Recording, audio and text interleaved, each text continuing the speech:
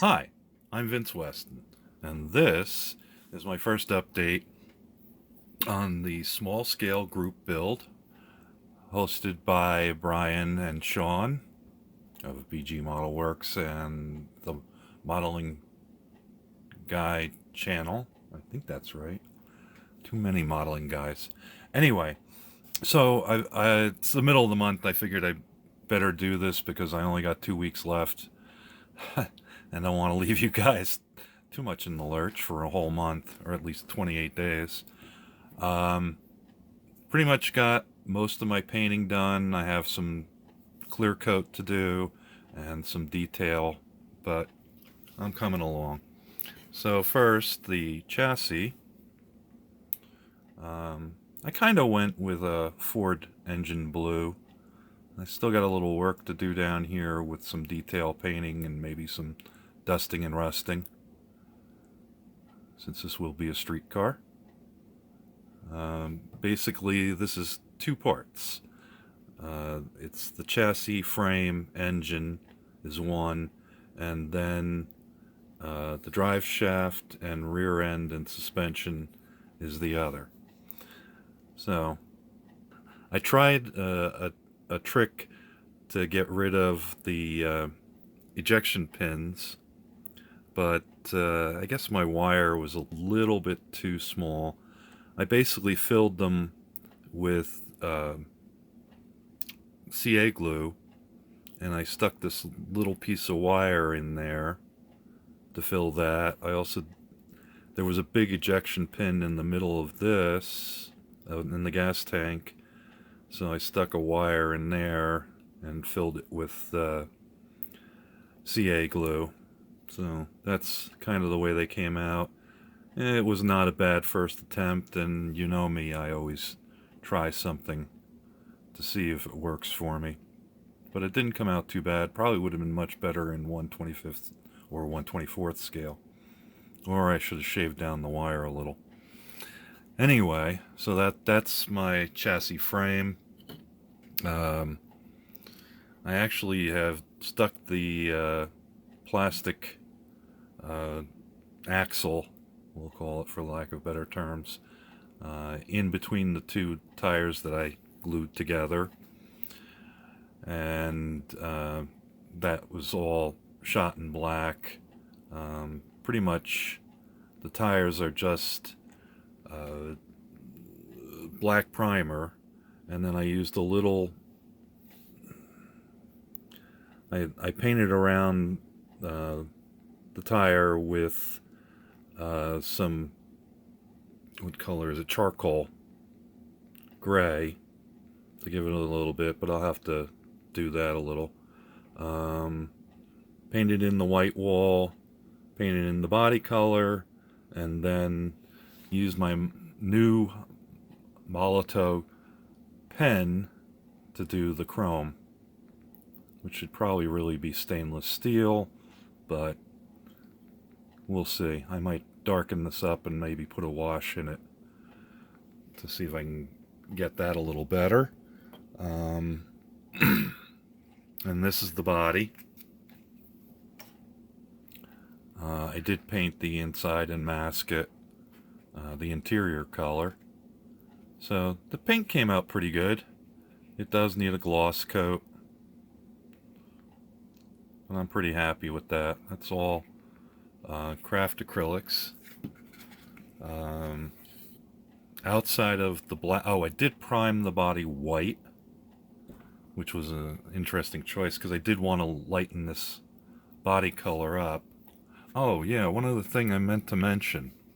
Um, there were sink marks for where the armrests go on the inside of the body.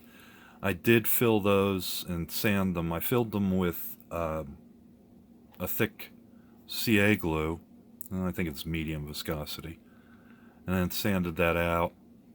And it came out pretty good. I mean, it was on both sides. And you can't really tell where the sink marks were.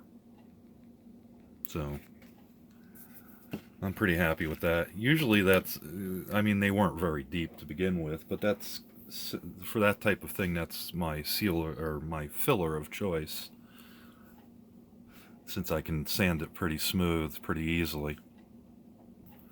The body color I used